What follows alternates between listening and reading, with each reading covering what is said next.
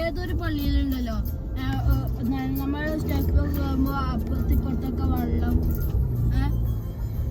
swimming പൂളില് ആദ്യം പോയിരുന്നല്ലോ പോയടത്തൊക്കെ അതാണ് ചോദിക്കണേ അന്ന് കുട്ടൊക്കെ ഉണ്ടായിരുന്നില്ലേ വീഡിയോ